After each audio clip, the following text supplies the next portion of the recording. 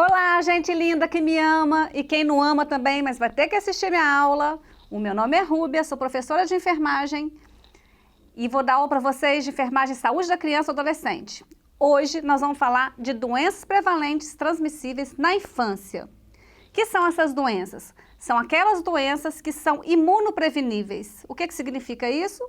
São as doenças que podem ser prevenidas por vacinação. Daí a importância desse tema hoje.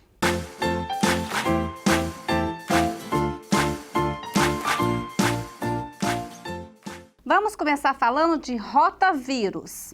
O rotavírus é uma doença causada por um vírus da família rotavírus.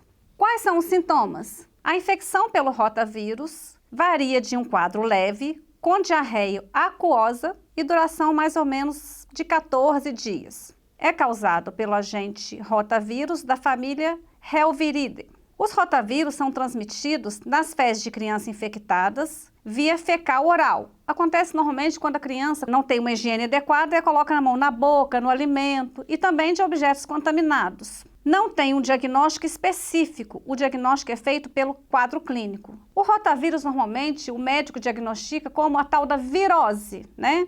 O quadro normalmente é de 4 a 8 dias, não há tratamento, né, para este caso. Sarampo. O sarampo é uma doença que a gente fala de recorrente, reemergente. É uma doença que já teve antigamente, é uma doença que chegou a ser erradicada no Brasil. Nós tivemos um retorno da doença de pessoas que viajaram para a Europa, foi em 97 mais ou menos, que eu me lembre. E neste ano de 2020, por causa da imigração dos venezuelanos, nós tivemos um surto muito grande do sarampo no Brasil.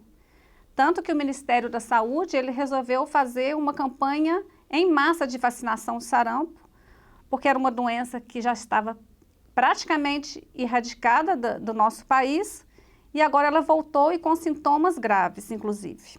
O sarampo ele tem 3 períodos, né? O período prodrômico ou catarral, o período exantemático e de convalescença. Por que esses 3 períodos? Porque ele varia de pessoa para pessoa.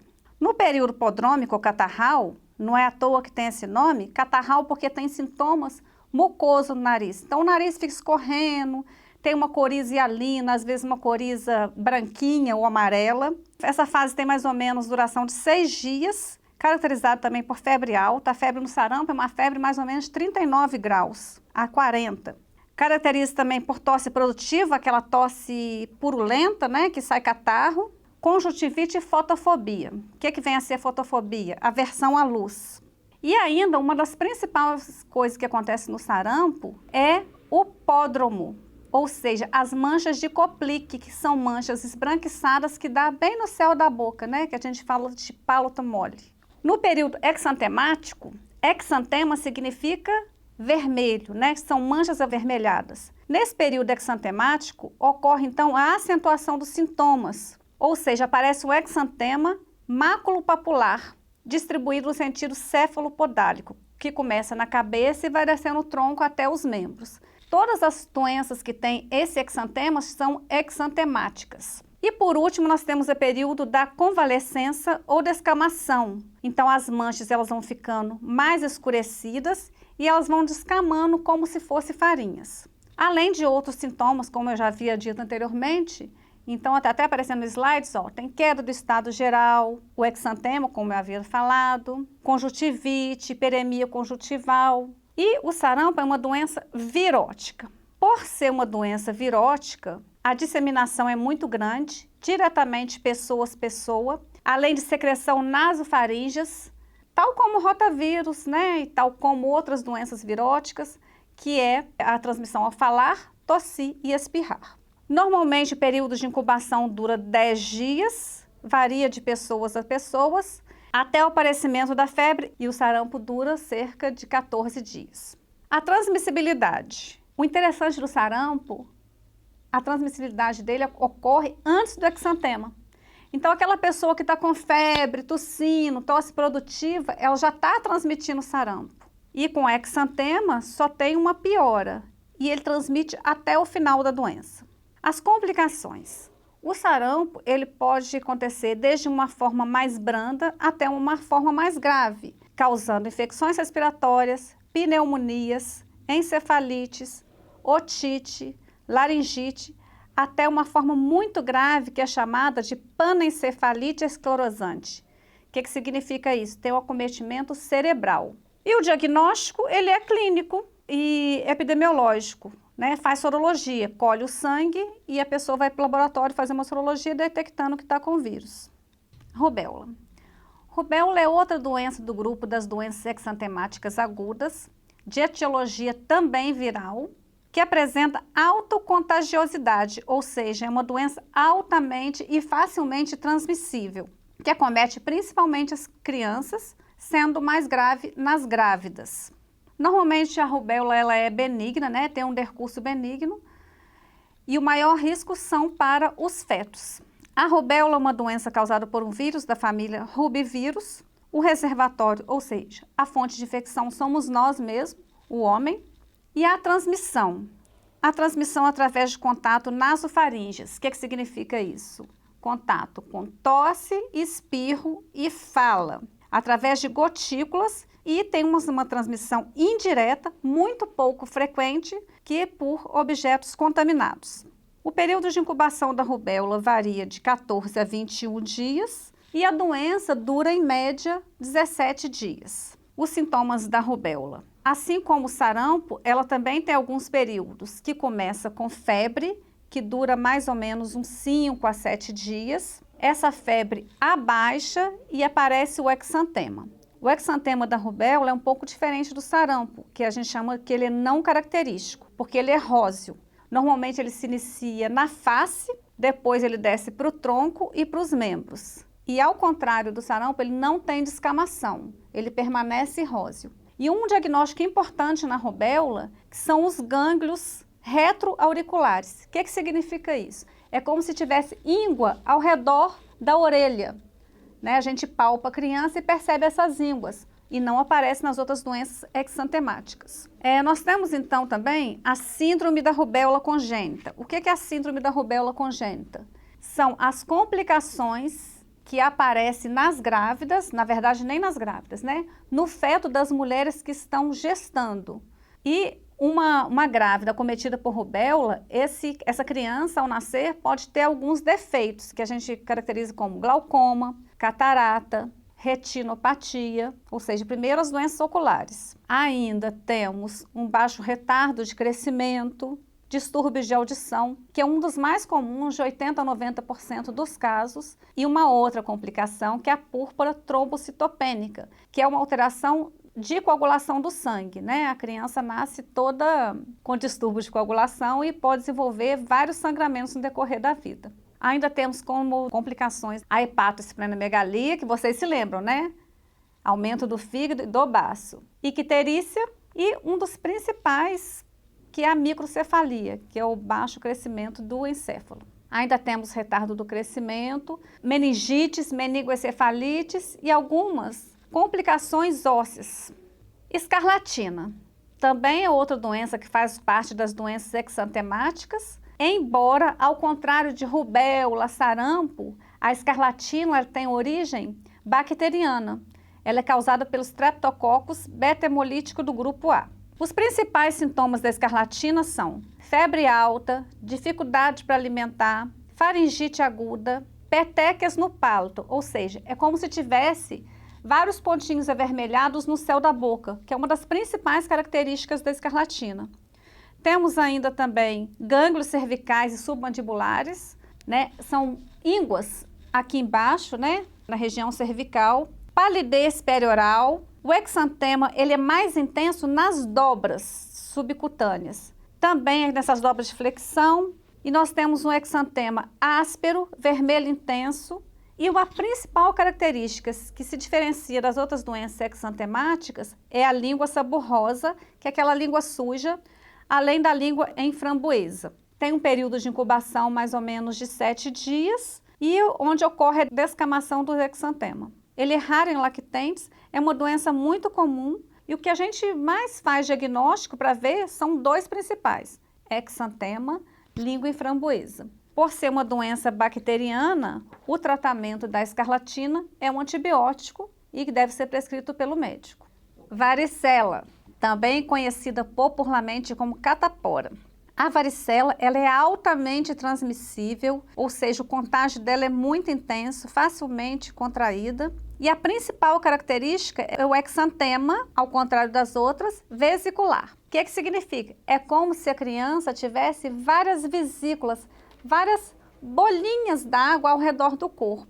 É uma doença virótica causada pelo vírus varicela zoster ou herpes zoster, da família do herpes vírus. A varicela é causada pelo herpes. O que significa isso? Uma vez que eu tive varicela, eu estou imune, mas se eu tiver uma baixa de imunidade no decorrer da vida, eu posso ter herpes, porque o herpes é o vírus da varicela. Os seres humanos são a única fonte e ela é mais comum no início da primavera e no inverno. Como que se dá a transmissão da varicela? A varicela, ela é transmitida pelo conteúdo das vesículas. O que significa isso? Que dentro daquelas bolinhas tem um líquido e esse líquido está cheio de vírus. Além de ser transmitido também pelo trato respiratório. Mesma coisa das doenças virais. Tosse, espirro e fala. Então, a varicela não é transmitida só por contato, mas também por falar, tossir ou espirrar.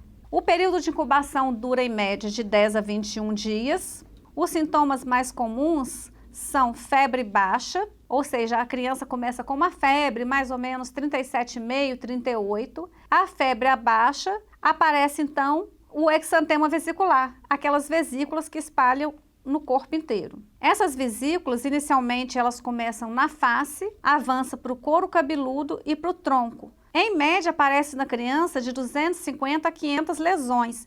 E essas lesões são pruriginosas, coçam demais. No adulto, para vocês terem uma ideia, o adulto chega a ter, em média, 1.000 a 2.000 lesões. Então, a varicela no adulto, ela fica uma forma muito grave. O diagnóstico é clínico e sorológico, né? Quando o médico não consegue detectar que tipo de vírus que é esse, não tem tratamento para varicela. O tratamento é sintomático, ou seja, uma medicação para febre, para o prurido, mas não tem. Essa criança deve ficar isolada, ou seja, ela não deve frequentar a creche, nem a escola, durante mais ou menos o período que ela estiver com essas vesículas, que é em média 7 dias, e ela tem que ficar isolada, porque é altamente transmissível. Cachumba.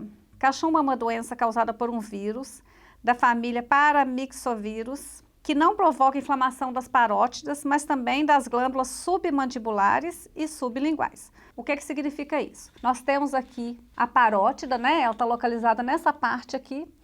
E o vírus, ele tem preferência por essa área aqui. Então, ele inflama as parótidas e essa parte aqui, que são as glândulas submandibulares e sublinguais. A transmissão da cachumba acontece por via respiratória, através de perdigotos, que são tosse, espirro e fala, além de objetos contaminados que podem ser levados à boca. O período de incubação acontece de 14 a 21 dias. No início da doença, ela passa despercebida e só se nota quando aparece dor e edema nas glândulas, né? Começa a ficar inchado essa área aqui.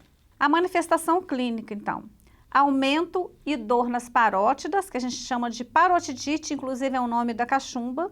Pode afetar um lado ou ambos os lados do rosto, né? A cachumba pode ser só de um lado, unilateral, além de outras glândulas, como eu disse, na mandíbula. Outros sintomas podem ser dor a engolir, febre, mal-estar, inapetência, que é falta de apetite, e menos intenso nas crianças e mais nos adultos. As complicações das doenças, que devem ser tratadas de forma imediata, são dor e inchaço nos testículos, a gente chama que orquite. Então, aquela história que a cachumba desce, não é que ela desce, gente. Na verdade, ela comete os testículos. Os vírus fazem infecção nos testículos, causando uma infecção grave. Isso nos homens. Nas mulheres, pode acontecer infecção nos ovários, que é a oforite, além de náuseas, vômitos e dor no abdômen. Uma outra complicação é pancreatite e ainda rigidez de nuca, dor de cabeça e prostração, que é a meningite. O período de transmissão da cachumba, ele acontece 3 dias antes da infecção na parótida. Então, 3 dias antes do edema da parótida, até 7 dias depois desse inchaço ter diminuído. Tem tratamento na cachumba? Não, porque trata-se de uma doença virótica, então o tratamento é sintomático. O obrigatório é o repouso para evitar que aconteçam as complicações, principalmente no ovário e nos testículos. Coqueluche. A coqueluche, também chamada de pertussis, tanto que a vacina que está no calendário chama DPT, difteria, P de pertussis e T de tétano. Caracteriza-se por tosse comprida e é uma moléstia altamente contagiosa causada por uma bactéria, que é a Bordetella pertussis. A transmissão também é por via respiratória, por perdigotos. Acomete principalmente as crianças e os idosos, podendo evoluir de casos graves até complicações neurológicas, pulmonares e hemorrágicas. Era uma doença que praticamente estava erradicada no Brasil e nós tivemos uma reincidência da doença em 2010, possivelmente por adolescentes que tiveram viagens em outros países da América Latina. Os sintomas, eles variam de 7 até 17 dias. A coqueluche, ela tem 3 fases: o período catarral, o paroxístico e de convalescença. Por que é dividido assim?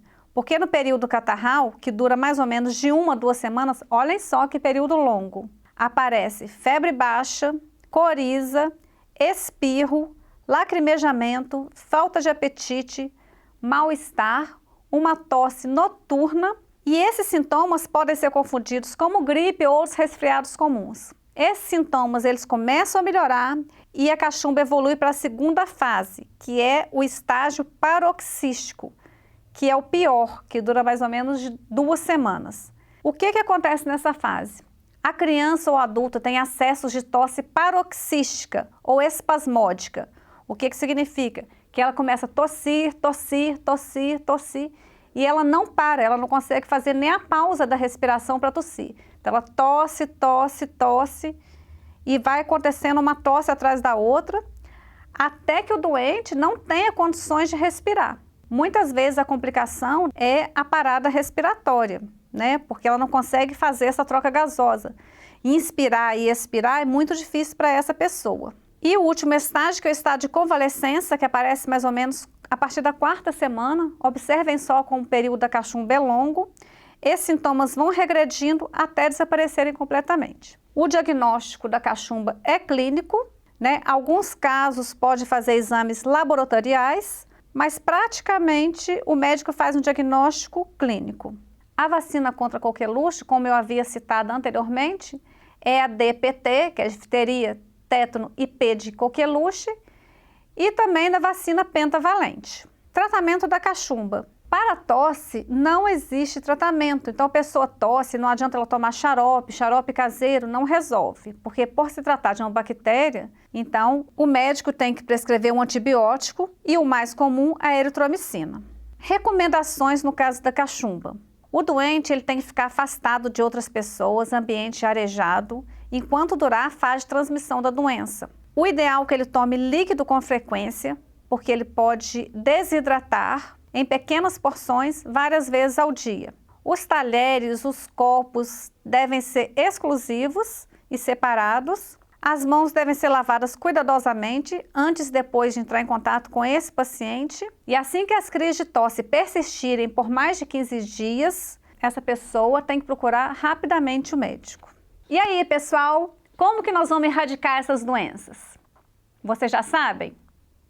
Como eu havia falado no início do vídeo, essas doenças são imunopreveníveis, com exceção da escarlatina. Todas as outras têm vacina. E as vacinas fazem parte do calendário nacional de vacinação e, por isso, a importância de se vacinar.